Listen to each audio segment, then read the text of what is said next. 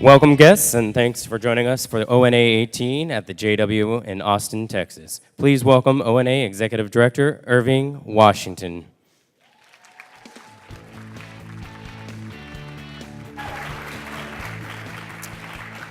Good morning, ONA family. Welcome to Austin. We are excited that you're here for this annual digital family reunion, so be prepared for an action-packed 3 days. Now, I did this last year, and I pretty much plan to do this every year, but I want to emphasize that greeting of family. Yes, the ONA family, it's not just a word, it truly describes who we are. If you didn't already know, which I'm sure many of you did, the City of Austin's motto is Keep Austin Weird, which I think is pretty appropriate because I would say we're a pretty weird family ourselves. In fact, so weird that our family grew by 1,100 people today with AKA our first-time attendees.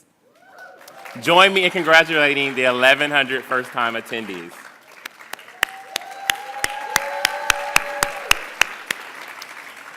All right, and to keep it weird, I have a request. I want to do a family photo. But not what you're thinking, so do me a favor. Everyone take out your phone. Let me see if I hear phones coming out. Now, what I'm hoping is that you're sitting next to a stranger, either to the front of you, left of you, right of you, wherever they're sitting. What we're going to do is take an ONA selfie. So on the count of 3, gather a couple of people next to you, and I want you to take a selfie. You will hashtag it ONA selfie.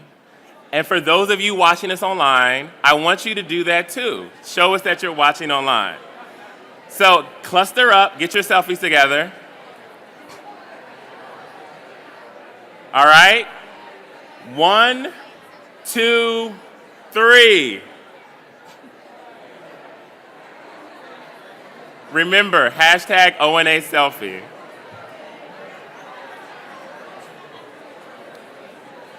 All right, I told you we were weird. What other conference does that with this many people? One of the things we do want to encourage a lot here is to really get to know each other and keep that family theme alive. We have different things to do that. Trevor mentioned the buttons. We also have this nice Ask Me About conversation starter badge. Make sure that you use this. This is a good conversation starter. I know personally we have a lot of introverts in the room. So use this as a way to engage with your fellow attendees. And as Trevor mentioned earlier, make sure you also use the Guidebook app where you're able to directly message attendees.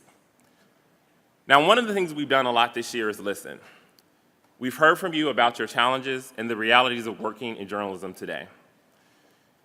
As these real-life challenges display on the screen behind me, you'll see these are very real. From doing more with less, to pushing digital innovation, to finding solutions to combat disinformation. There has never been a greater need for this annual reunion. Can you relate to any of these challenges? Yes, I expect that everyone will have fun here today, but the great thing about ONA, and this conference in particular, is that connections are made and knowledge is shared to move the industry forward. There are countless stories I've heard of jobs gains, promotions made, projects launched, and new ideas implemented from this very conference. And this year we want to be more intentional about that. Right now, I want you to think about one big idea that you're trying to do to move our industry forward. It could be a big change you're trying to make. It could be one challenge you're determined to solve. It could be something within your organization, a personal project, or a professional development goal. You paid to be here. Essentially, think intentionally about why you are here. Really stop and think about it. Now, I want you to write that down. And what we promise to do is to help you achieve it and hold you accountable in a very, very small but simple way. After this presentation, all attendees will receive an email where, if you choose, you can privately send us what that goal is that you just came up. And we will send you an electronic ONA 18 postcard in 90 days to see how you're doing. I also encourage you to share that goal with your fellow attendees here. Hopefully, this small reminder will have a big impact on helping you achieve your goals. Now, just sit back and think for a moment. If 2,500 people here today committed to achieving one big goal to move our industry forward, what would happen and how quickly? While our challenges are great, the ideas, people, and solutions in this room are far greater. And we know this because we know people and ideas spark change. We support people and ideas all year long, and I'm personally blown away by the breadth, depth, and talent of our programs.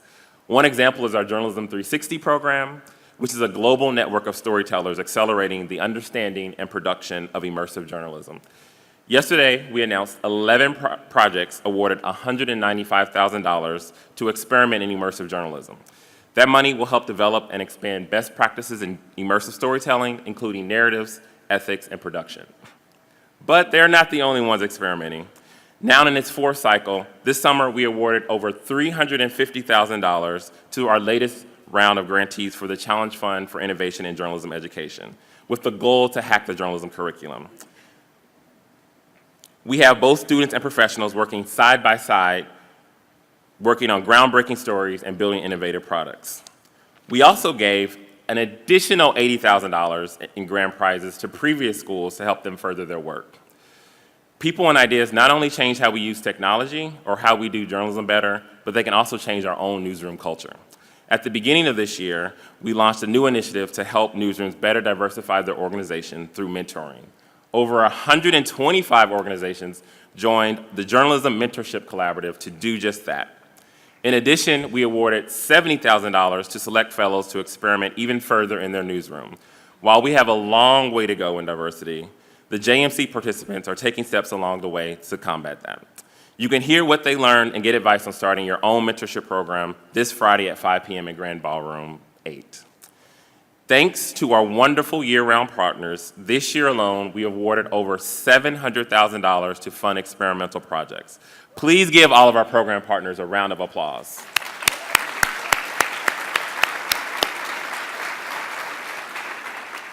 And just as important as ideas are the people who make them. At ONA, we're proud to have a tradition of supporting the next generation of journalists with a particular focus on diversity.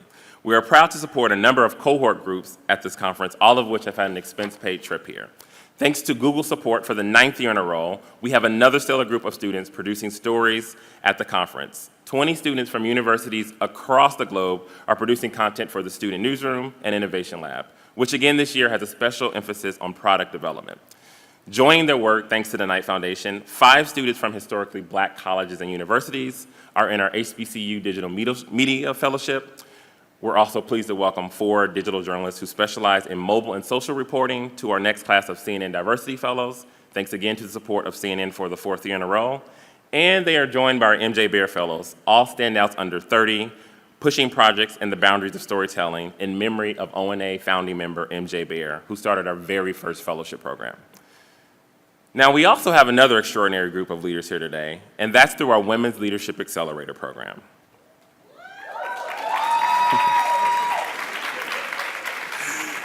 This dynamic cohort represents over 103 women in digital leadership positions across the industry.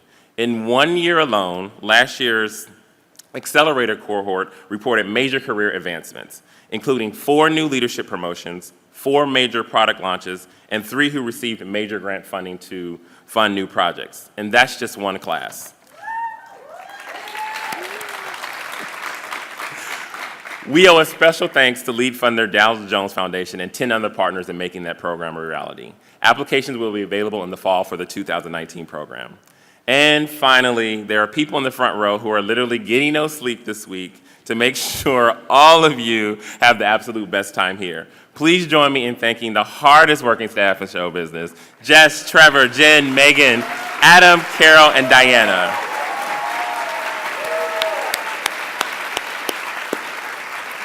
And we also have an equally hard-working consulting team that are working behind the scenes to make sure all of our programming and the conferences run smoothly. Thank them as well. All right, now I'm pleased to welcome my partner in digital crime, one of the newest JSK Fellows, and ONA Board President, Mandy Jenkins.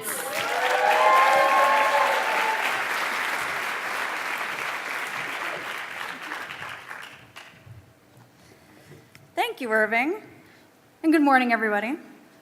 First, let me start by reiterating Irving's thanks to the hardworking staff and consultants, and to Irving himself. It's not easy throwing an event for this many people, but they make it look so cool and easy. They deserve another huge round of applause for making this happen.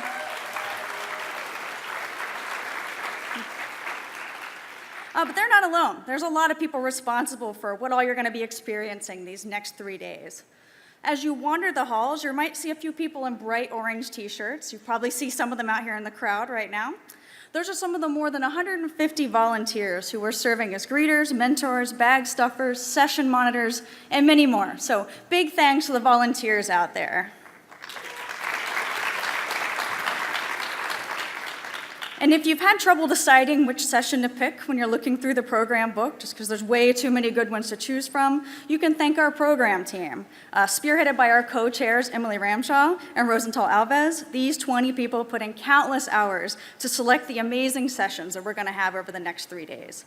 This committee combed through hundreds of submissions to come up with the program that you guys are going to be seeing. And we must not forget this event would not be made possible without our sponsors and supporters. ONA 18 is supported by over 124 organizations, including our supporters in the exhibit hall and our annual Playground of Technology in the Midway. Please make sure you visit the exhibits in the Midway when it opens today at noon. It's always a great time.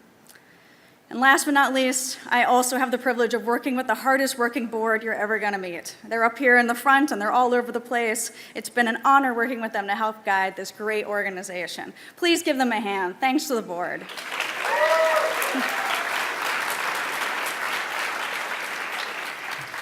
Now, you heard it mentioned earlier that people plus ideas equal change. And beyond those of you here today, ONA's membership continues to be strong, with more than 3,600 members around the world. And that means the most important people that I have to thank is you, because without you, there is no ONA. So thank you for your support as well. And the membership and the work of our ONA local program, which has community networks now in over 64 cities and 12 countries, we're building a stronger journalism community. I'm also pleased our international footprint is growing, with over 300 attendees this year coming from outside the US, and they're representing countries from all over the world, including people who came all the way from New Zealand and Japan. Go ahead, apply, why not? And today it's my pleasure to announce a brand new member benefit. You heard it here first. While we've had a long history of archiving conference and programming content on our website, thanks to a partnership with Ali Interactive, soon you're going to have even easier access to video, audio, and more from 6 annual ONA conferences, 4 international conferences, and additional ONA programs, including our first training module based on lessons learned from the Journalism Mentorship Collaborative. In our new resources center at journalist.org/resources, you'll be able to create your own do-it-yourself training programs in areas such as product, audience engagement, and revenue. So currently, content from ONA 17 and 16 are available. An additional program is going to be available there in the near future. So I highly encourage you guys to check that out. It's up online right now. And in addition to training, ONA is on the forefront with our partners to defend the First Amendment and fight misinformation. In our partnership with the Reporters Committee for Freedom of the Press, we supported the Sun Sentinel against contempt proceedings for publishing information regarding the Parkland shooter that was improperly redacted by the Broward County School Board. We also joined with other news organizations to support an emergency petition by the LA Times to overturn a federal district court order that had required it to remove information from a published article, which was a pretty unusual act of prior restraint. And after that petition was filed, the district court actually reversed itself and vacated that prior restraint. So that's one of the wins. Yeah, why not? And earlier this year, ONA joined the Global Council to build trust in media and fight misinformation, alongside the Ethical Journalism Network, European Broadcasting Union, Global Editors Network, Global Forum for Media Development, and the World Editors Forum within the World Association of Newspapers and News Publishers. This council aims to unite the global journalism industry in addressing misinformation by facilitating alignment and coordination. And there's absolutely no better display of the First Amendment at work than in the richness of the Online Journalism Award finalists. I hope that many of you are going to join us on Saturday night to celebrate excellence in digital journalism with our MC, executive producer of the 21st, Naila Boodoo. And now it's time to introduce our first featured speaker of the conference. Dana Boyd is principal researcher at Microsoft Research and the founder of Data and Society. She's an academic and a scholar whose research examines the intersection between technology and society. Over the past year, the researchers at Data and Society have looked into a range of cross-cutting issues affecting journalism right now. They've discussed media manipulation and journalism's role in identifying bad actors, solutions for addressing fake news, and the media's responsibility for handling high-profile suicides and other crisis events. Today, Dana will provide a strategic look at the media landscape, as well as where we might start addressing some of these sticky challenges. Please welcome Dana Boyd to the stage.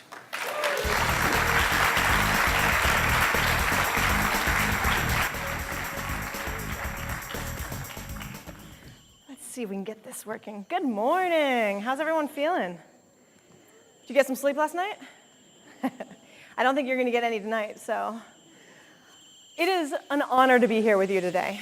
It's true, Data and Society has been doing work on different issues of journalism for quite some time, and my hope today is to provide what will be a provocative talk to inspire you to engage over the next couple of days.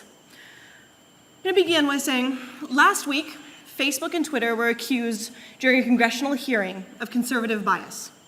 This should sound kind of familiar to many of you in the room, for you too have been accused for political purposes of being liberal media. This is actually a strategic stunt architected by a set of media manipulators designed purposefully to trigger outrage amongst conservatives in order to pressure news and social media to react. And it works. Over the last 2 years, both social media and news media organizations have desperately tried to prove that they aren't biased. But what's at stake is not whether these organizations are restricting discussions about free market economics or failing to allow conservative perspectives to be heard. What's at stake is how fringe groups can pervert the logics of media to spread conspiratorial and hateful messages under their false flag of conservatism. Accusations of conservative bias are not evaluated through evidence because reality doesn't really matter to those who are trying to spread conspiratorial frames. That's part of what makes the stunt so effective. News organizations and tech companies have no way to prove their innocence. What makes conspiratorial messages work is how they pervert evidence and use evidence to suggest their frames are right. The simplest technique is to conflate correlation and causation. So conspiratorial makers point to the data that suggests that both journalists and Silicon Valley engineers are more likely to vote for candidates from the Democratic Party, or that they have higher levels of education than the average American, or that they're more likely to live in blue states. And as my colleague Francesca Tripodi points out, the accusing tech of conservative bias also leverages and reinforces a strategically placed misunderstanding of how search engines and social media work. She notes, people believe Google is weighing facts instead of rank ordering results that match the entered keywords. The goal is to drive a wedge into the public. And when that is the goal, it's not hard to encourage people to see bias. Contemporary extremism is designed to increase polarization. One tactic is to twist frames. For example, ideological diversity has been deployed to suggest that people who hold conservative viewpoints experience a loss of opportunity similar to those who face systemic racism and sexism. But this isn't about the history of economic inequality in the United States. It's a dog whistle. It's about using nominal conservatism as a cloak to promote toxic masculinity and white supremacy. It's about extremists using conservatives to achieve specific goals. And it's about intentionally twisting historical pressure to diversify newsrooms in Silicon Valley in order to open an Overton window. Fundamentally, it's a technique to grab power by gaslighting the public and making reality seem fuzzy. Now, don't get me wrong. Journalism has historically played a central role in shaping public discourse. Through editorial processes, news organizations have served as gatekeepers and chosen what to amplify. And many critics have challenged the media's power to do so over the years. Now, ideally, a newsroom represents and reflects the norms of society. But that doesn't mean it's always worked perfectly. You know that. Furthermore, this process has gotten a lot more complicated in the last 25 years as new tools of amplification have emerged. And that's a lot of what we're grappling with today. So as we sit here, we're struggling in a moment where both tech companies and news organizations are trying to figure out their role in the distribution and promotion of different kinds of speech. Like universities and think tanks, they are being pushed into a corner that they don't understand. In response, and out of fear of being accused of conservative bias, conference promoters are inviting speakers to the stage to share messages of toxic masculinity and white supremacy under the rubric of hearing both sides. News organizations are profiling extremists as legitimate voices to perform a version of neutrality that is rooted in false equivalency. And social media companies are hesitant to ban people who flagrantly and hatefully violate their terms of service out of fear as being painted as censors. How did we get here? The stark reality is we got played, and we're going to continue to get played until we start actually addressing what's at stake. My goal today is to start that conversation and to start innovating ways in which we can actually approach this challenging issue facing us. In the United States, the First Amendment of the Constitution is sacrosanct. So let's remind ourselves of precisely what is said. Congress shall make no law respecting an establishment of religion or prohibiting the free exercise thereof, or abridging the freedom of speech or of the press, or the right of the people peacefully to assemble and to petition the government for redress of grievances. Congress shall make no laws curtailing the freedom of speech. Congress shall pass no laws curbing the freedom of the press. Of course, in the public imaginary at this point, the First Amendment has turned into a colloquial notion that no one, not the news media, not social media, not teachers, not conference organizers, not universities, should engage in any act that in any way limits anyone else's ability to speak. As a result, it's common for someone to accuse someone else for violating the First Amendment, even though that's absurd. No one of us is Congress. This misinterpretation of the First Amendment becomes unoperationalizable pretty fast. A conference like this has only so many speaking slots. Not every voice or every perspective can possibly be represented. The same is true for the front page of a newspaper. Editors must make curatorial decisions. Choosing what to amplify is not the same as curtailing someone's ability to speak. Now, the dot-com bubble, obsessed with e-commerce, sort of obfuscated Silicon Valley's longer-standing obsession with building tools for online community, communication, and information. Commitment to free speech goes a long way back in Silicon Valley. In the 70s and 80s, geeks built Usenet and BBSs to amplify voices amongst each other in order to not rely on a printing press. They problematically imagined themselves as extending the American frontier and not really being new governors. After the bust, social media and search engines took center stage. And now we can now look at an esoteric passage of a 1996 regulation known as the Communications Decency Act as the key to enabling platforms to become platforms without fear of legal prosecution. The stark reality is that no one who was building the blogging software or social media of the early days imagined that they were doing anything other than giving people a new platform to speak. They saw these tools as a gift, designed to allow people to connect in new ways, a natural extension of zines and pirate radio. My peers who were building blogging tools so they could share their perspective on issues of the day sort of struggled with the fact that esteemed journalists kept dismissing them as web diarists. Recognizing a long history of ethnic media challenges to mainstream news media, my peers worked hard to open up the range of possible voices that could be heard. Tools like Slashdot, Global Voices, and Reddit were all originally designed to increase the range of voices that people could hear. Everyone realized that niche communities could propagate online even if they didn't have the kind of scale to have audiences in mainstream media. But over the last 25 years, the tech industry has held steadfast to its commitment of creating new pathways for people who have historically not been able to be a part of the social dialogue. Yet at this moment in time, those who built these tools and imagined letting 1,000 flowers bloom are stepping back really uncertainly and asking a question of what hath we wrought.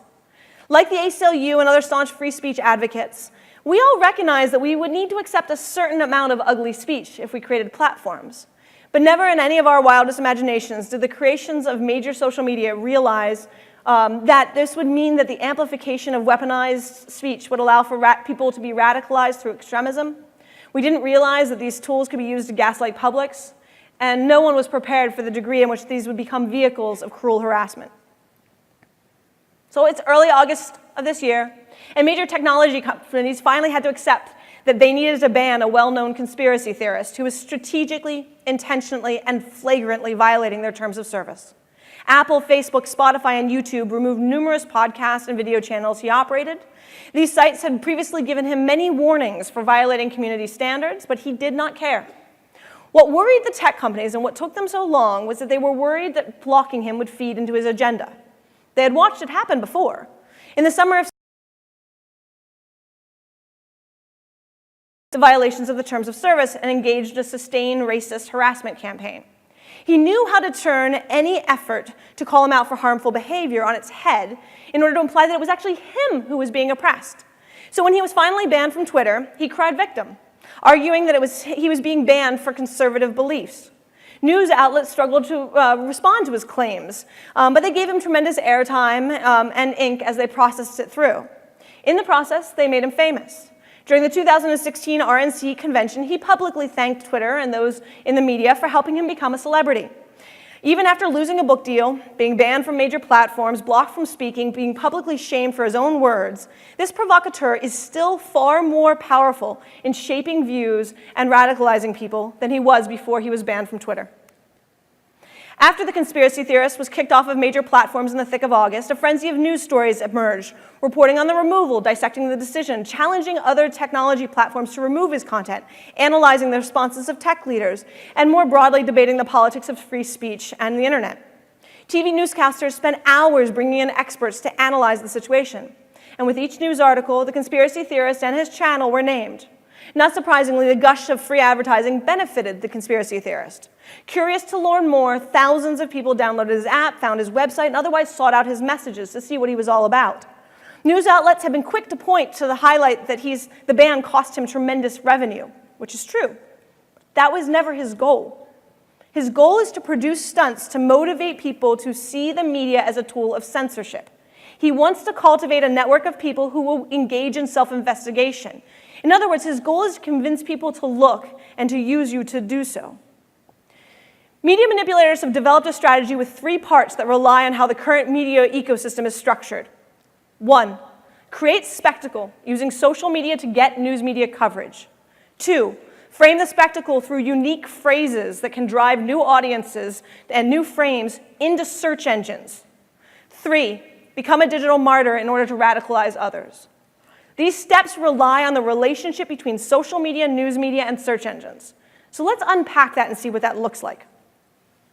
It's not clear who first asked whether or not the massacre at Sandy Hook was a hoax, but that notion was circulating on talk radio among well-established conspiracy theorists within days of the mass shooting. That conspiracy connected multiple well-trodden frames, most notably the presence of a deep state that wanted to limit access to guns and the idea that the news media was operating on behalf of the Obama administration. As conspiratorial thinkers and other digital actors obsessed over the story, they devised a new term to describe the people who appeared on TV. They called these people crisis actors. This concept is actually linked to an earlier phenomenon that Whitney Phillips had documented called RIP trolling. In various message boards, people lamented what they called grief tourism, referring to the tendency of well-meaning people to post messages on someone's MySpace page, Facebook page after they died, even when they didn't know that person. In response, trolls responded through cruel commentary, sick jokes, and harassment to attack anyone who added to the conversation surrounding someone's death. RIP trolling was a form of harassment, but it was also a way of mocking how social media and news media created spectacle around death. By labeling those who had witnessed terroristic gun violence as crisis actors, conspiracy theorists didn't simply seek to undermine those who were sharing the stories. They wanted to troll the news media. Some had a political agenda, others simply wanted to mock the media for its grief tourism, but collectively they wanted to see doubt in the public about the honesty of the media's reporting. Now, phrases like crisis actors don't spread naturally through word-of-mouth networks, even on social media. To get them in the public lexicon, media manipulators must convince major media amplifiers to work on their behalf. Over the last 6 years, networks of online antagonists have jumped on every mass tragedy in order to manipulate the media and propel this term into the mainstream. To ask whether or not there's any truth to the idea that there are crisis actors. They deface Wikipedia entries, they try to manipulate trending topics and autocomplete on search. They do everything possible in order to get the frame of crisis actors into the eyes of journalists. Because algorithms aren't their target. Journalists are their target of their digital shenanigans. Now, manipulators are not trying to get journalists to say that the witnesses to gun violence and terrorism are actually crisis actors. To the contrary, the goal is to get the news media to negate the frame and negate the conspirators who are propagating that frame. Now, this might sound counterintuitive, but when news media negates a conspiratorial frame, The people who are most open to conspiracy will want to then self-investigate precisely because they don't trust the news media. As a result, this negation enables a boomerang effect. This is Pizzagate. This is anti-vaxxing. Propelling a term into the public lexicon is only the first step. Don't get me wrong, it's fun to manipulate major newscasters, and there's a lot of celebration that goes on when that happens. But a secondary goal is to get the search term that people have never considered before. Once news media starts negating the concept of a crisis actor, searches escalate. What do they find when they see those searches? In the first few days after Parkland, for example, they found blog posts and online conversations staged to mock news media and gaslight the public. So let me share the first one that came up. It was a video from the aforementioned conspiracy theorist focused on crisis actors, and it opens with, "Are we saying the shooting didn't happen? Are we saying they're all actors and that they're faking that something happened? No, the media is saying that. What we're saying is that school shooting survivor turned activist dad, Hogg's father, is in the FBI, appears to have been coached." This particular video then continues on to imply that Anderson Cooper is a well-known CIA operative and describe how CNN fakes things, all to build the case that David Hogg is fundamentally a Democratic Party operative. Now, viewers might not actually believe everything, but again, that's not the goal. The goal is to initiate them into frames that they've never considered, just because they wanted to find more information on a term that they heard in the news.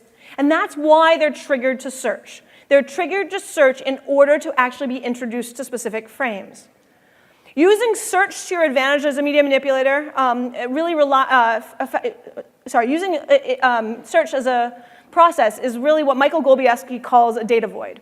When people search for a phrase that does not have a natural, informative results, it's easy for manipulators to control the results. Take, for example, did the Holocaust exist? No one produces content to combat that frame. So when people search for that phrase, what they find is really conspiratorial. Media manipulators design and exploit data voids. They galvanize around phrases, create digital content around that phrase, and then work to push those phrases into the mainstream lexicon by using news media's instinct to cover something new. And when it came to crisis actors, they knew what search results would appear at the top, especially on YouTube. Now, Google and Bing rely really heavily on legitimate news content to cover up data voids during breaking news situations. But YouTube is a disaster. First, there's a lot less content on YouTube, which means the problematic content surfaces to the top much faster. Second, YouTube isn't simply a search engine, it's also a recommendation engine that encourages people to view more videos as they go on a journey. This is great for music discovery, but not so great when manipulators game the recommendation system around a particular frame that is about to break. Third, while newsrooms and text creators have gotten smart about search engine optimization on Google and Bing, they're weak with YouTube, even though it is the primary search engine for the under 25 population. My colleague Becca Lewis is about to release a report that shows how media manipulators have leveraged data voids, recommendation processes on YouTube, and potential recruits' interest in self-investigation to walk people from quasi-mainstream debates to extremism in a matter of 2 to 3 links.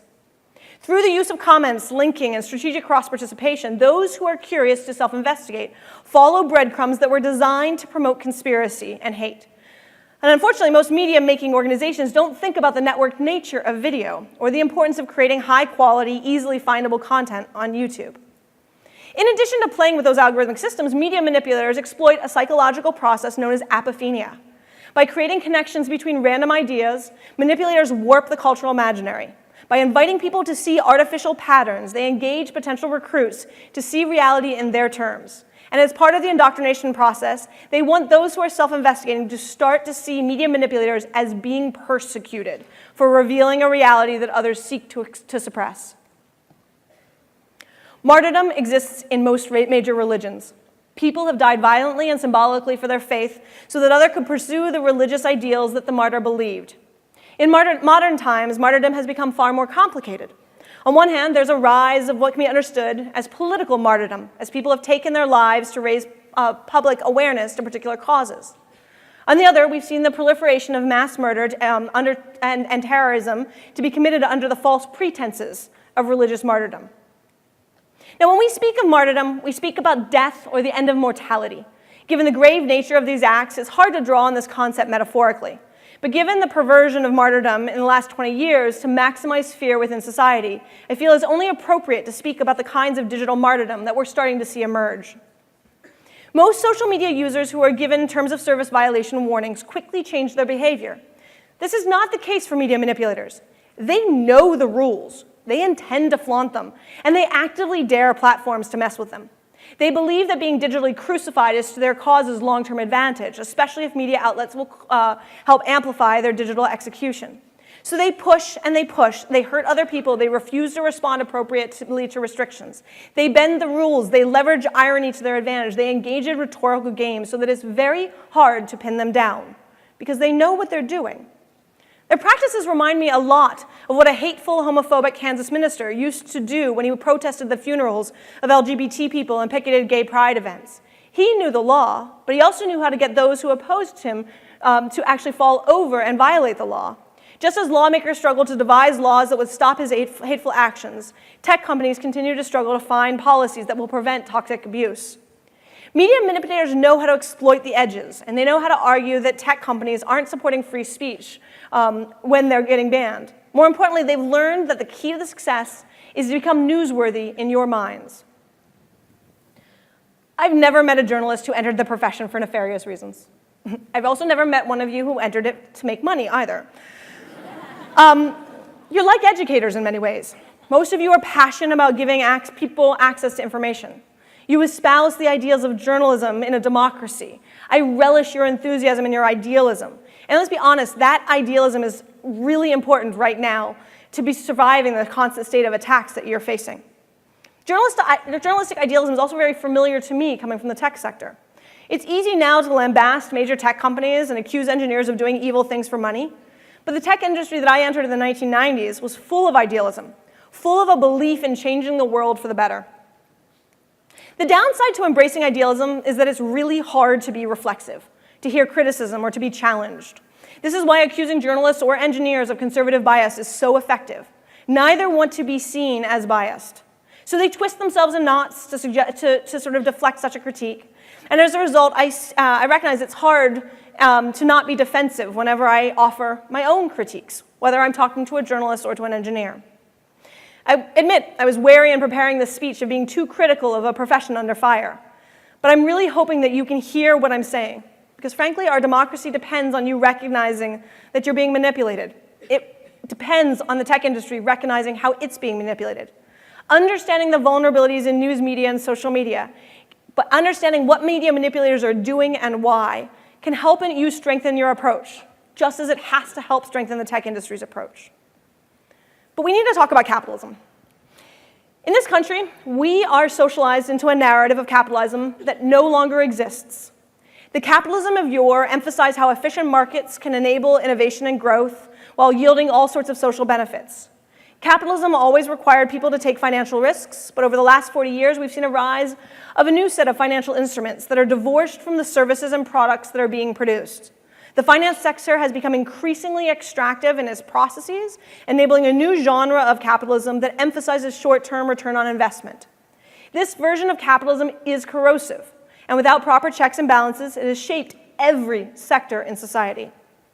To complicate matters, it's not just financiers now that depend on this system.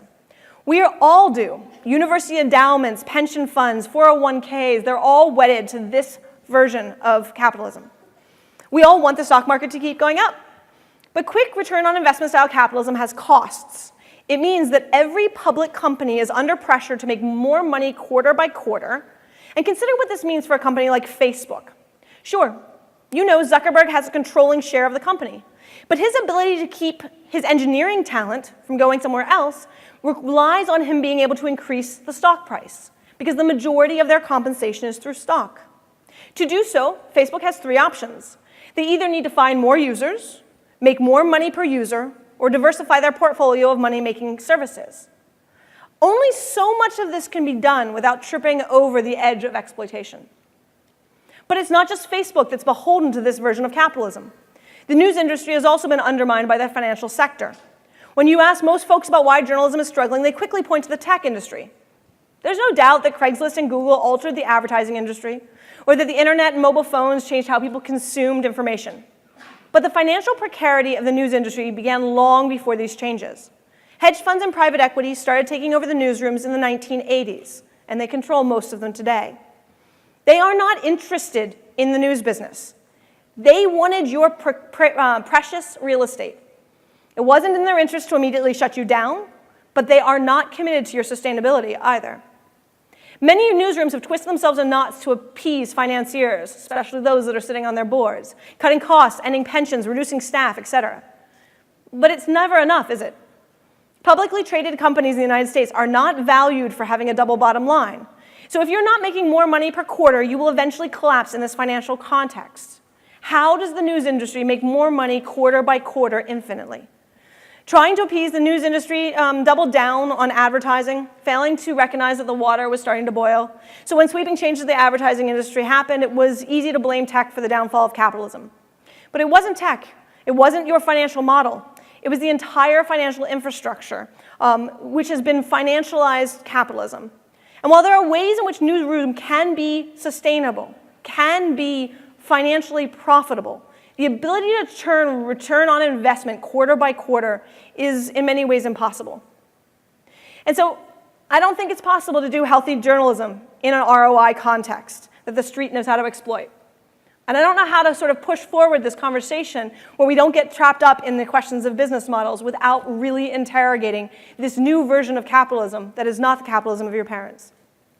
Now, I don't know if the private equity and hedge fund firms that exploited the news organizations knew how much we would pay for the loss of local journalism. But I know that we're facing that pain right now. Most Americans do not trust journalism. But this is not because of your reporting. It's because you're an abstraction. It's because of the loss of local journalism. While he attended most of the sessions of the Constitutional Convention, George Washington did not participate in any of the debates that took place, except one. After an early draft of the Constitution suggested that the members of the House of Representatives should each represent 40,000 people, he stepped in to argue that the number should be reduced to 30,000. Why? He knew that the delicate American democracy depended on people knowing their representatives and felt that any number that was greater than 30,000 would create an elite governance class and create distrust in the public of the government. Today, each member of the House represents more than 700,000 people. Guess what? Most Americans do not trust our federal government. Trust is rooted in networks. If you don't know a journalist or know someone who knows a journalist, why should you trust the profession? 30 years ago, most people knew someone in their community that worked for a newspaper. That is not true today. So why did TV news develop such great gravitas in the middle of the 20th century? Most Americans feel like they knew Edward Murrow or Walter Cronkite. TV anchors came straight into your living room. And psychologists refer to the process that this enabled as parasocial interaction. The audience feels as though they know these people as real people because they see them every day. They become personable. It's a great trick for working around actual social networks. But it's also the reason that news commentators are succeeding on TV in ways that paper journalism is not. It's also why all sorts of pundits, conspiracy theorists, and toxic commentators have created regular podcasts and YouTube channels. They know how to exploit parasocial interactions. You won't be able to earn the trust of the American public by doubling down on rigorous reporting, or focusing on the brand of your organizations, or trying desperately to appease those who accuse you of conservative bias. You will only earn the trust of the American public when you once again become part of the American fabric, when people in communities around the country know you, when they understand your practices because you are part of their communities, when you are part of their everyday lives. In short, you need to actively seek to understand the social graph of the American public and engage in what politicians right now are talking about as relational campaigns, the ability to be within 2 degrees of every American. My colleague Nancy Bain highlights how musicians have had to actually take this path and the ability to see this as a new way of actually doing outreach. But in order to be effective journalists in this new networked landscape, you need to be a part of the social fabric of America, not as observers, but as somebody who's actually part of the fabric that is engaged in knitting the fabric together through the connections. That's the innovation that is most critical and in many ways most unfamiliar to those in the news business. In the meantime, you do face another challenge. If manipulators are trying to use you to polarize American society, how do you not take the bait? If you do not allow, if you want to focus on getting trust, how do you make certain that you don't allow manipulators to make it harder for you to achieve trust? First, recognize the rubric by which you decide how to devote your time is not neutral. I don't mean this in a condescending sense or pejorative. I mean, own the fact that what makes something newsworthy is fundamentally subjective. It depends on the power of the actors involved. It depends on the norms of your audience. It depends on the implications for specific communities or countries. You have honed the muscles to focus on some stories and not others. You have also honed the ability to find a hook in order to make a particular news story worthy or interesting to your readers. But you're, of course, now navigating business interests alongside the recognition that an exhausted public most of the time prefers junk food, and a technology company ecosystem that actually is encouraged to give them junk food. Furthermore, because your organizations are rooted in an industry and a culture of competition, you're under pressure to be attentive to what others have deemed newsworthy, and that actually shapes a lot of what the coverage happens. And there be dragons everywhere. But like a good yogi or Jedi, your advantage is to constantly improve your awareness of the pressures and adversaries you face, to evolve your strategy for navigating what's going on. You need to recognize that in a networked era, every organizational and communicative process is exploitable. This is something that we in the tech industry refer to as security. But when journalism was the primary gatekeeper in society, it was hard for a story to break without journalists being involved. The people who were gaming you were fundamentally large-scale organizations, governments, or corporations. But now, just as algorithmic manipulators have learned to engage in search engine optimization and game Twitter's trending topics, media manipulators have figured out how to trick you into telling their story. Accept that this is the security of your business now, and figure out how to outsmart them. Case studies are often ways of seeing traps, so let me give you one. In 2010, an extremist anti-Islam pastor named Terry Jones began using social media to publicly threaten that he would burn the Quran in order to draw attention to his belief that Islam is of the devil. His goal was to attract mainstream news media, and his early press releases did very little of that. So most of the news ignored him. They thought he was a complete outsider. But bloggers and small-time news venues did not. They started picking up the story, and it started snowballing because he leveraged the coverage of lesser-known bloggers, along with algorithmic systems underpinning Yahoo News, to start to put pressure on larger and larger journalists to cover the story as newsworthy. And eventually it worked. As this process snowballed, as it gained steam, the media started to cover it, and then Secretary Clinton stated, "It's regrettable that a pastor in Gainesville, Florida, with a church of no more than 50 people can make this outrageous and distressful, disgraceful plan and get, the world's attention." Needless to say, that was covered. By this point, religious and political leaders were publicly asking him to cancel his plans, and this was being covered. He vowed not to burn a Quran publicly, but then, of course, the media coverage faded. So, in March of 2011, he oversaw the burning of a Quran, which was, of course, by that point covered in every news outlet because they were already paying attention to him. Violent protests broke out in Afghanistan, resulting in the deaths of 12 people, including at least 7 UN workers. Not all media are created equal. Yes, a blog post can go viral, but when a major news outlet chooses to cover a story that has received oxygen from bloggers, they amplify the message to wider audiences. Mainstream news decisions matter, even in a world of social media. What you choose to amplify has significant ramifications in what people discuss, share, and self-investigate. In her own brilliant report, The Oxygen of Amplification, my colleague Whitney Phillips used journalists' own words and experiences to detail how news media has been hijacked to amplify the messages of hate groups, using the exact same techniques that have been used for quite a long time in marketing firms and that we saw with that hateful pastor. My colleague Joan Donovan and I struggled to figure out how to give advice to journalists in light of this kind of media manipulation. So we did what academics did, and we pulled on history. We tried to find anchors looking backwards. She uncovered details about how newsrooms had learned to respond to their recognition that when they covered the KKK in the mid-20th century, they served the goal of hate rally organizers. I was more obsessed with the history of the Werther effect, which makes it very clear that how a news outlet covers a death by suicide can really affect the likelihood of copycats. Side note, I am very frustrated by the coverage of Kate Spade and Anthony Bourdain. The scholarly literature describes this whole process and the techniques that journalists use in order to minimize harm as strategic silence. So we used this term as we started talking to people, and we faced a backlash.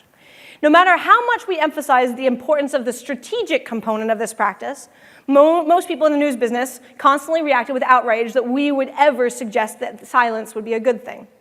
Case in point, when I broached this topic with a publisher of an esteemed newspaper, he told me that the Pentagon is regularly telling him not to publish things, and that it's his responsibility to make sure that the public hears what it needs to hear.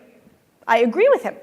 But when the Pentagon is breathing down his neck, I can promise you his lawyers have been called, and that he and his editorial team have dotted every I and crossed every T.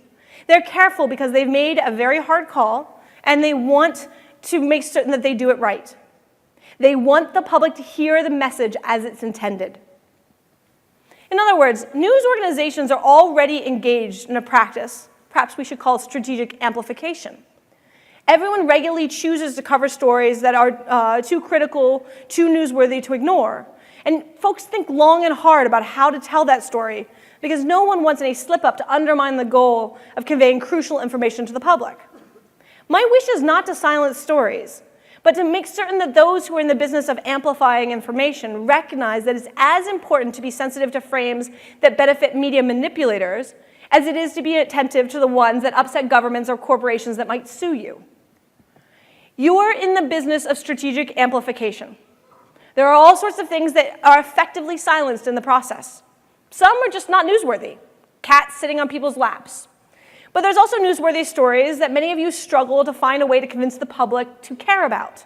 All of you covering Syria know that what's unfolding in Idlib right now is a disaster in the making. But finding the angle to make this more important than the hurricane is bloody hard. If you can recognize your agency and power in choosing what to amplify, then you have to start asking yourself, what's the value in amplifying messages that are designed to polarize, radicalize, or bolster those peddling hate? How you tell a story also matters. I would argue that you can effectively cover stories without serving the agenda of extremists if you understand what they're trying to do, if you understand their relationship to social and search. So let me give you a concrete example. When a 25-year-old struck terror on the streets of Toronto by driving a van over people, the incident was unquestionably newsworthy. Journalists scrambled for clues. Soon after, an angry Facebook post emerged suggesting a connection to an earlier shooting in California. What connected these two young men appeared to be a shared misogynistic attitude. They both seem to have participated in online forums of angry men who feel as though they need to find somebody to blame for their loneliness. They typically blame feminists, arguing that they have a right to a woman and that feminists have taken that right away from them. They advocate for enforced monogamy and reject the idea that rape is a bad thing. Their hateful views are supported in a toned-down version by more legitimate figures who often get a lot of media attention, including a university professor at the University of Toronto across the town from these acts of vehicular terrorism. These groups are also connected through a term that most of the public had not known prior to media coverage, a term that invited your readers to go searching and find a world of deep toxicity that only grew significantly after Toronto. I get it. The term incel is provocative, and it would excite your readers to learn more. But were those of you who propagated this term intending to open a portal into hell? Is amplifying that term newsworthy? You could have conveyed the exact same information without giving people a search term that was served as a recruiting vehicle for those propagating toxic masculinity. Choosing not to amplify hateful recruiting terms is not censorship. You wouldn't give your readers a phone number to join the KKK, so why give them a digital calling card? In my mind, this is about smart reporting. You don't need to send people to data voids or offer free advertising to hate groups to tell the story of terroristic act rooted in toxic masculinity. I get that you feel it's important to cover sides of a story, but since when is intolerance and hate a legitimate side? By focusing on bystanders and those who are victimized by hate, you can tell the story without reinforcing the violence. Extremists have learned how to use irony and slippery rhetoric to mask themselves as conservatives and argue that they are victims. Ignore their attention games. Focus your reporting on the wide range of non-hateful political views in this country that aren't screaming loud to trick you into getting their attention. There is no need to give oxygen to a fringe group who are acting like a bully in the third grade classroom. And it's unethical to justify that you're doing this just because others are using that term, or that people could use this to find information on social media and search engines. Your business is amplifying the terms that get people to search. Please don't throw in the towel. In 1927, Supreme Court Justice Louis Brandeis famously argued that the remedy to bad speech is more speech, not enforced silence. At the time, there was widespread agreement that speech can and must be curbed when it presented a clear and present danger. In Whitney versus California, Brandeis argued that it was unjust to prosecute a woman who was accused of helping the Communist Labor Party promote a violent overthrow of the government. He felt that political speech, even dangerous speech, was essential to democracy. Because of cases like this, we turn to Brandeis as one of the greatest advocates for free speech. But while Brandeis believed that anyone had the right to express their views, he did not believe that anybody had the right to be amplified. Most importantly, he didn't believe that anyone who had the means to shove a message down people's throat had the right to do so. In 1932, in a case called Packer Corporation versus Utah, Brandeis wrote the primary argument that said that Utah had the right to place restrictions on billboard advertisements by the tobacco industry. He argued that billboards must be treated differently than magazines because the former had captive audiences. In other words, people could choose whether or not to view a magazine, but to avoid a billboard, they'd have to intentionally divert their eyes. The media landscape has changed significantly over the last 86 years, but the nuance in Brandeis' arguments live on. Brandeis realized that the key to sustaining a commitment to free speech is to have a rich understanding of how people can abuse their power or manipulate the system to control what others hear. He recognized that even as the media landscape changed, so must be our approach to enabling First Amendment. This country was premised on the necessity of a free speech. Journalism is an essential part of democracy, not because of its financial power, but because of its ability to inform the public, to enable self-governance. The press's unique role in our country is rooted in a historically unique capacity to amplify information. Yet, just because the news media is no longer the only gatekeeper, does not mean that the responsibilities of democratic governance can be ignored. Now more than ever, we need a press driven by ideals, determined to amplify what's most important by enabling an informed citizenry. This is not about clicks or what will appease hedge fund masters. We need voices that become information stalwarts, determined to explain complex issues to a public that moves between the news and technical mediators. I'm not suggesting you ignore where the public is. To the contrary, you want to start with their questions, and that's where the beauty of the relationship between the digital and your own business matters. Create explainer videos giving background on critical topics. Help people connect the dots between Syria and climate change by strategically linking videos across YouTube so that people can follow breadcrumbs, rather than thinking it's all about packaging it as one thing to be seen. Many of you have thoughtfully critiqued the tech industry for amplifying disinformation, while claiming that the platforms are neutral actors in the information landscape. We know they're not. There's indeed nothing neutral about an algorithmic system. Algorithmic systems fundamentally function by creating networks and enabling others to do so. And the moment that algorithmic systems affects what information people access, someone will work to manipulate that system in order to achieve their own goals. You are not algorithms, but you are also not neutral. And because you have the power to amplify messages, because you have power that you need to own, people also want to manipulate you. That is par for the course. And in today's day and age, it will not just be corporations, governments, and PR shops that have your number. Just as the US military needed to change tactics to grapple with a tribal, networked, and distributed adversary, so must you. Focus on those networks. Help people connect to information. Help connect information to each other. Help connect people to each other. Build the social fabric. Because at the end of the day, this democracy depends on you. Thank you.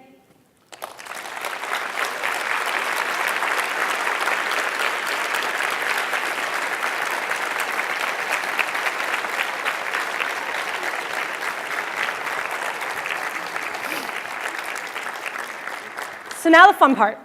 I got to say a bunch of things that probably made many of you just sit there going, grr. Now is the point where you ask questions or push back. Are there microphones somewhere that I should point people to? Oh, man in yellow has microphone. Who wants to ask the first question? Oh, okay. He comes to you.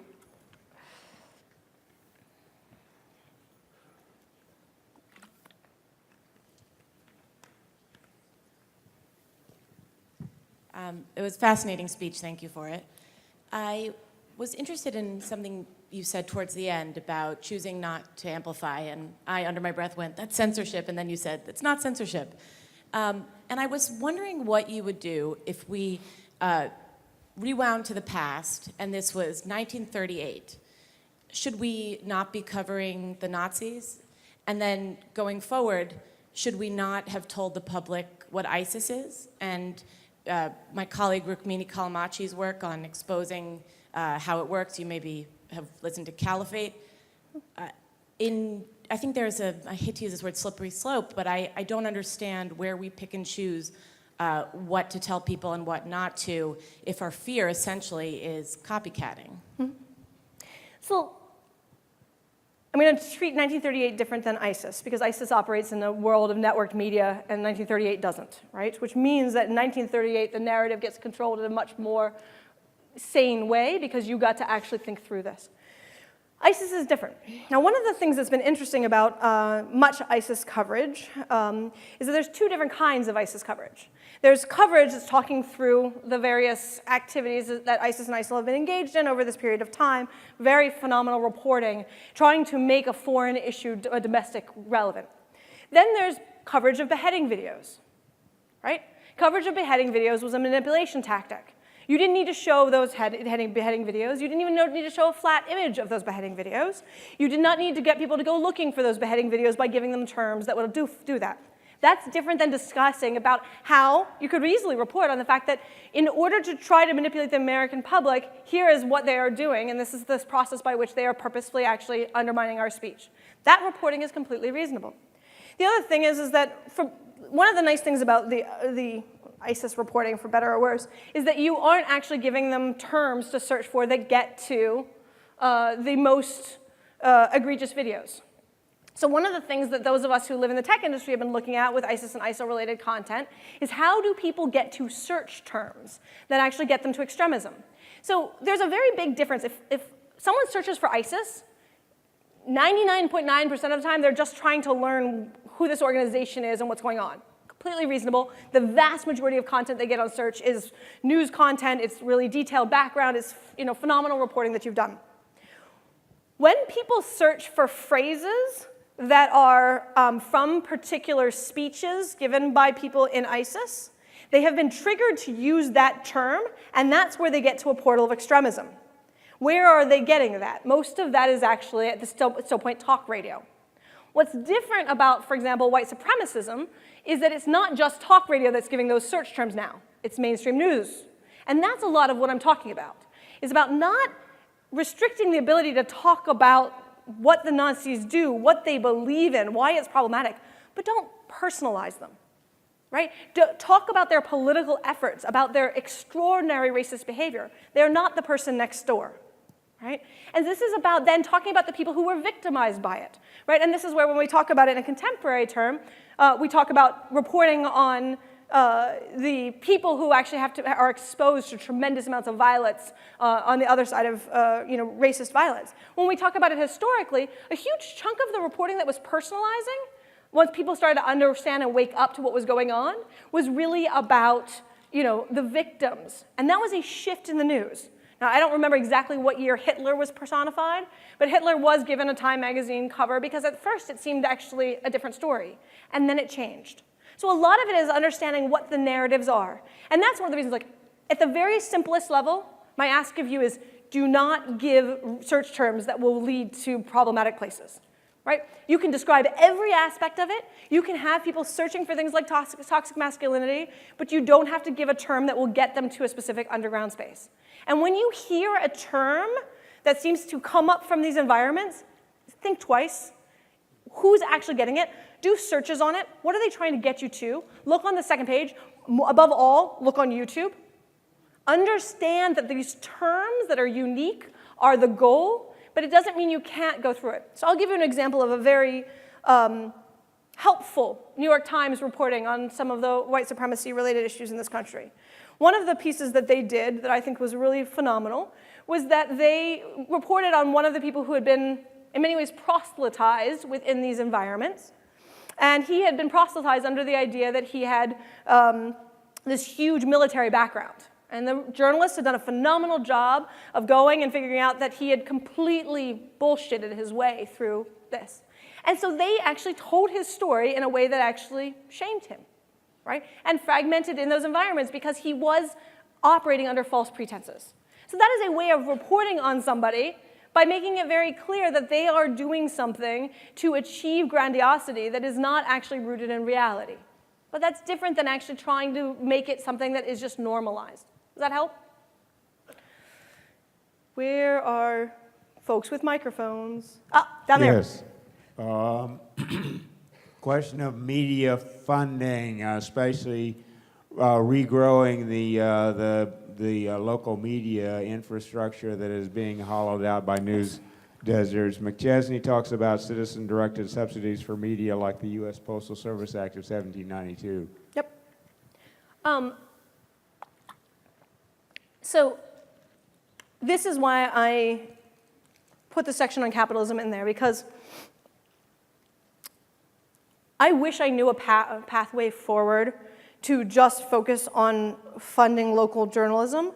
But that pathway is wrapped up in a broader problem of what we've done to the financialization of every sector.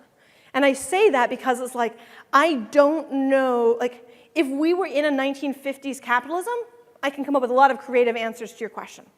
But in this version, that's one of the things that I still struggle over. I mean, there are phenomenal philanthropists that are doing really important work in local journalism, and I just give them massive kudos. But to do things at scale, we're going to have to sort of change the game. And that's part of the innovation that I think is really important.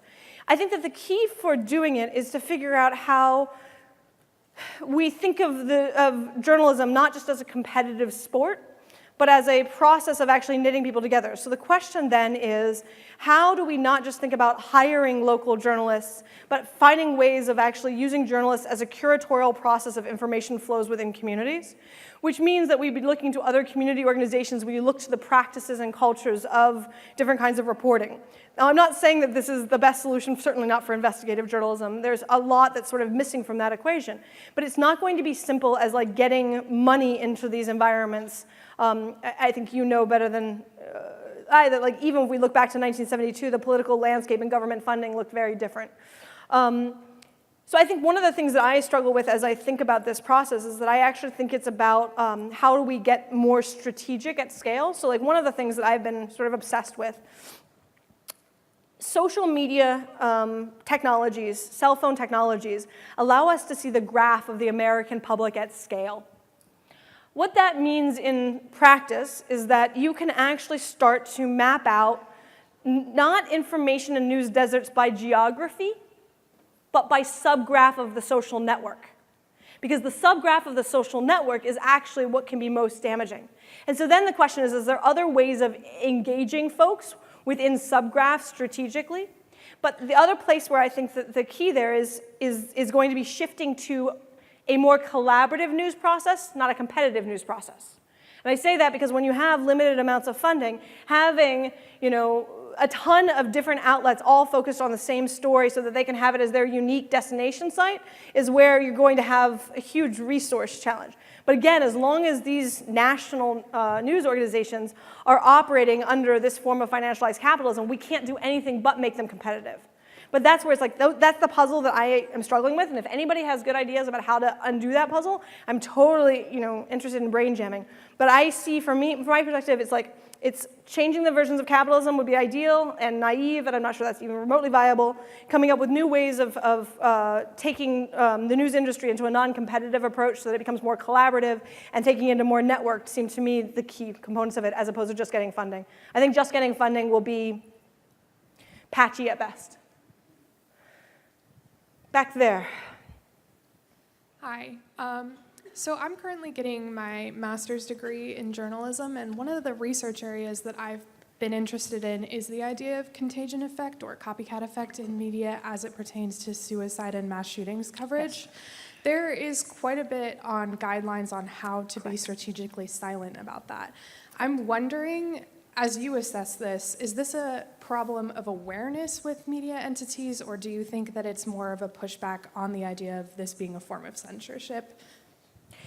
So the Werther effect is a really interesting finding from the 1970s, where we realized that how the news would cover suicide would shape whether or not people would actually then go and be triggered to die by suicide. And it ended up as all these studies would be reproduced, it wasn't just news media. I don't have anything nice to say about 13 Reasons Why. But what was interesting was that as the World Health Organization, as other organizations spilled out best practices in the late 70s and into the early 80s, many newsrooms adopted this idea that they should be thoughtful about how to cover it. And they were. And if you looked at the reporting for the better part of a decade, people got more and more sophisticated. You don't put suicide in the headlines. You don't describe the details of how people died. You make certain that you give hotline information. There's a whole variety of best practices. Check out the World Health Organization. It also all came undone about 10 years ago, and I've been trying to sniff around and figure out why. And one of the things that I would ask journalists who were reporting on this if they had heard about those guidelines, many of them had, but their editor had told them they should cover it because somebody else was covering it. And it was always about pointing to someone else, particularly around celebrity suicides. So Columbia University decided to do analysis of the Robin Williams case. And if I remember the numbers correct, they're on the order of magnitude right. It was a 16% increase in suicide and a 32% increase in the copycat of mode. That means that describing how people die actually really matters because it gives people an idea who are already on the edge of suicide potential as this. Now, I'm on the board of an amazing organization called Crisis Text Line, where unfortunately we can track the impact of reporting because we get flooded with people who always reference it. They reference the stories. They reference, well, if Anthony Bourdain did this, then why can't I? Clearly, I'm never going to be as successful as him. Right? And so you can see all of this feeding into the American psychology. This does not mean that you shouldn't cover the fact that Anthony Bourdain died. Of course you should. But you do not need the word suicide in your notifications sent out to everybody's phone. You do not need suicide in the headline or in the first section. You need to make certain that people have access to different kinds of resources, that they know where to turn in different ways. You need to think of it as a part of an ecosystem. Now, that doesn't mean people won't start searching. They always search after this, right? I mean, I can talk you through all of the searches for Anthony Bourdain. And one of the things that's really tricky for those of us who do anything related to search is to then try to find other ways of adding that content, right? And this is what we've been trying to work with the tech industry. And I have a lot of frustration with the tech industry on the way that they handle this as well. But my ask on this is there are best practices for industry. And I understand that it's being covered on blogs in detail. And I understand that the public wants to know gory details about how somebody died. That doesn't mean that amplifying it is actually for the general benefit of the public. But it is newsworthy, of course, to cover that someone died, to celebrate their life, and to make certain that anybody who is curious to learn more has access to the support structures that they need. Okay, I think we have time for one more question, so I'll let you guys duke it out, but we'll do one more. I think the microphone folks got it. Go for it. Hey, thanks for the presentation. It was great. What are some take out of this room immediate practical tips that reporters, that editors in small newsrooms and medium newsrooms and large newsrooms that journalism professors can take out of here to make structural changes in the way their organizations are laid out, in the way they do their jobs to kind of put some of this into practice? Because I don't have to tell you that you know that people are doing a lot more with a lot less. And so it's easy to say, hey, these are some good ideas. It's easy to have a training session in a conference room for 30 minutes at noon. But unless you have someone backstopping, unless you have standards in place, I find it hard to see how actual meaningful change will happen. So what are your thoughts on that? Yeah. I mean, I think that there are a lot of low-hanging fruit, smaller things, right? Like when we just talked about the World Health Organization lists. Make a commitment as every organization that you're going to abide by them. Collectively build the lists on how you're going to deal with certain kinds of search term-oriented media manipulation. Make a commitment as an industry of how you're actually going to start taking this as an ethical stance. Train people with, all of you who are working in the journalism schools, train people to understand that they have to not just think about the physical security of their bodies, but the security of all of the different people that are manipulating them. There's already processes in place to talk about doubting government groups or to doubt corporations, right? That's already in place. You need to add networked actors to that training process. All of these are about a form of what we would talk about as situational awareness, right? The ability to really understand the complexity. And I do believe that all of this is actionable. actionable. The local news challenge is a lot less immediately actionable, right? And I think there are baby steps that can be taken, and I want to celebrate those in the room who are working on a lot of those baby steps.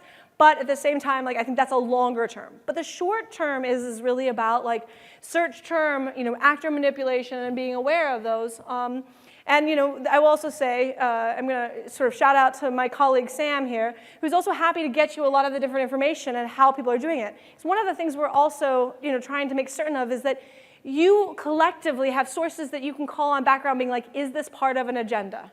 And I think that's also one of the things that's really important is like, how do you have sources, just like you do when you deal with corporations and with governments, who are like, okay, here's how this agenda is being played out. And that's for specific subgroups and dealing with sub-beats. It's a lot harder when we're dealing with other topics, right? But I do think that there's a lot of it which is about making commitments, and it's about reinvigorating what is the question of ethical journalism in this networked age where the relationship is not just about your news story going on social media, but the relationship between social media, news, search as a constant interplay. And with that, I want you to have a phenomenal conference, and I look forward to talking to all of you later. Thank you. Dana, thank you so much. That was a wonderful talk. Everybody, please enjoy ONA 18. The exhibit halls in Midway open at noon, and we'll see you tonight at ACL Live. Thanks.